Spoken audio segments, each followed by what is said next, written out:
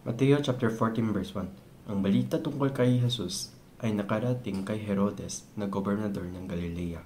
Kaya nagsabi niya sa kanyang mga lingkod, si Juan na tagapagbautismo iyon. Siya'y muling nabuhay kaya nakakagawa ng mga himala. Itong si Herodes ang napahuli kay Juan. Ipinagkapos niya ito at ibinabilango dahil kay Herodias na asawa ng kapatid niyang si Felipe. Sapagkat sinasabi ni Juan kay Herodes, bawal na maksama kayo ng asawa ng inyong kapatid. Ibig ni Herodes na ipinapatay si Juan, ngunit natatakot siya sa mga Hudyo sapagkat kinikilala nilang propeta si Juan na tagapagbautismo. Nang sumapit ang kaarawan ni Herodes, sumayaw ang anak ng babae ni Herodias sa harap ng mga pananuhuin. Labis na nasiyahan si Herodes, kaya sumumpa siyang ibibigay sa dalaga ang anumang hingin nito. Sa udyok ng kanyang ina, sinabi ng dalaga sa hari, ibigay po ninyo sa akin na yun din sa isang pinggan ang ulo ni Juan na tagapagbautismo. Nang lungkot ang hari, ngunit dahil sa kanyang pangakong narinig ng mga panauhin, iniutos niya na ibigay sa dalaga ang hinihingi nito. Kaya pinapugitan niya si Juan sa bilungan. Iniligay ang ulo sa isang pinggan at ibinigay ito sa dalaga.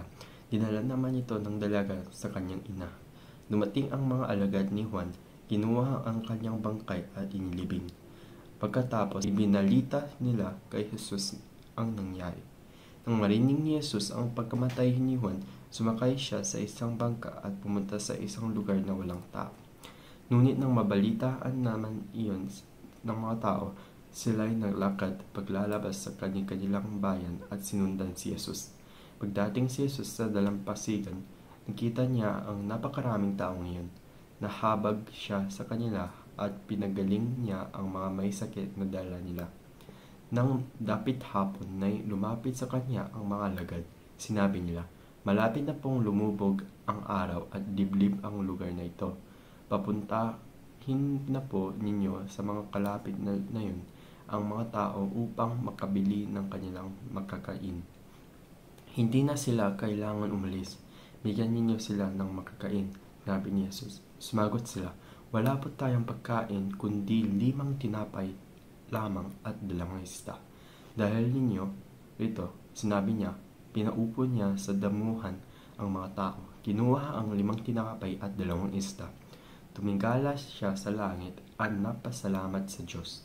Pinaghati-hati niya ang mga tinapay at iniutos sa mga alagad na ipamahagi iyon sa mga tao. Nagkakain at napusok ang lahat. Nang ipunin ng mga alagad ang natirang pagkain, nakapuno pa sila ng 12 kain na tinapay. May 5,000 lalaki ang nakakain, bukod pa sa mga babae at mga bata.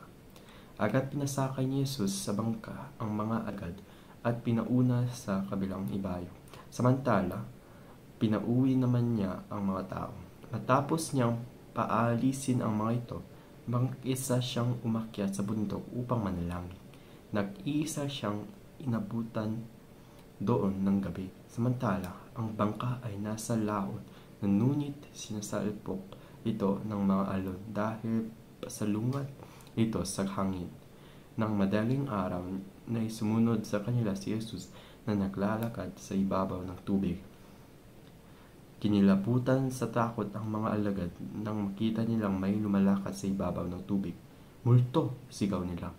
Ngunit nagsalita agad si Jesus at sinabi sa kanila, huwag kayong matakot, ako ito.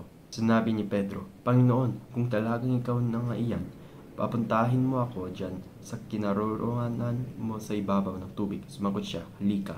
Mula sa bangka ay lumakad si Pedro sa ibabaw ng tubig papunta kay Jesus. Ngunit nang mapansin niya ng malakas ang hangin, siya'y natakot at nagsimulang lumubog. Panginoon, sagipin ninyo ako, sigaw niya.